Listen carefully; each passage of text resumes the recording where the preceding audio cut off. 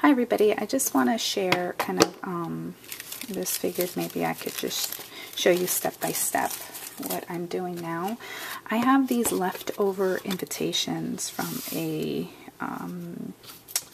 what do you call it, kind of an outreach type thing that a new church that's coming to town that I'm sort of affiliated with. They had all these invitations and then they had leftovers. So I picked them up because they were trash and they're kind of nice cardstocky, thicker cardstock. So I'm going to be using these. I went ahead and I covered them with gesso and I have a few here done already. I just did different textures. Like here I was just like taking my brush to show you what I was doing. Like it was a big fat brush, but I was going like this on this one, so that made that texture. And then on this one I was just like super just oh, you know what I used? I used another piece of cardboard and I just kind of scraped it. Let me show you. Actually, this is it. This piece of cardboard, I just like put a bunch of gesso and just kind of scraped it across just to see what would happen. And then this one I was neater. I just went up and down with a thick brush, up and down, then side to side. And then this one was again just messy and random with that piece of cardboard. And then these two, I added gesso to them and I stuck them together and then I separated them. And I love what happened there. Isn't that cool?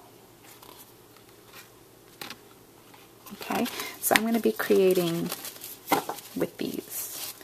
So I'm going to take this one. I'm going to show you. This is my tissue that I stamped all over. Here's my multi-medium mat. This is something I got off of Blitsy because I really wanted to try all of this. But, you know, it's kind of small. I'm going to, my next one that I buy, I'm just going to buy from Michael's and use a coupon. You know, like next time there's a 50% coupon, I'll probably buy it there. But it's matte medium.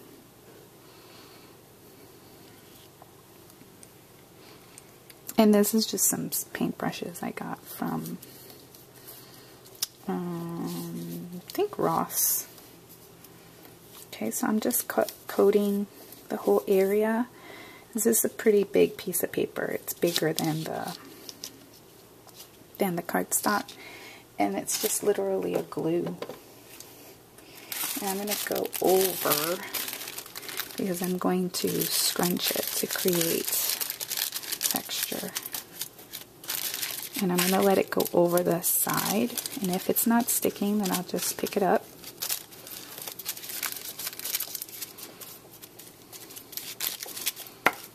And stick it down.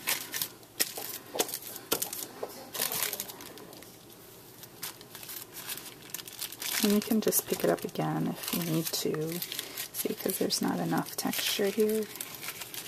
So, and if it rips, that's okay. That's the whole fun of this. It's not precise and fussy at all. This is kind of just play for me, personally. That's what I like about it. Is that I get to play and see what would happen if. That's just kind of the kind of person I am, and I like to do that. It's like just going off on an adventure. For me, it's an adventure each time. And see, if this was not permanent ink, it would be bleeding right now. So that's why I have to use something like StazOn or Archival Ink to do this part.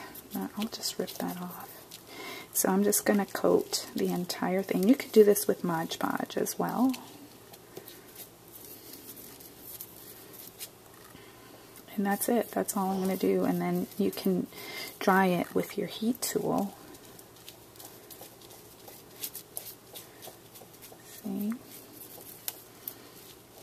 And I've seen this done with masking tape as well. You just take masking tape and scrunch it up, or washi tape and scrunch it up. If you know those washi tapes that come in sets, and there's always one that, or a couple maybe, that you don't like. what they look like. You just take them and then cover them in gesso, and it creates great pattern and great texture. Okay, so this needs to dry. So I will share again later what I decide to do with this. I want to do something really different. Not flowers. Let's see if I can stay away from flowers. It's just my natural inclination. I'm just pressing it down, making sure it's nice and coated. That's the other thing I like, is I really love touching this stuff. Okay, so thanks for watching, and stay tuned for more on my mixed media art adventures. Bye!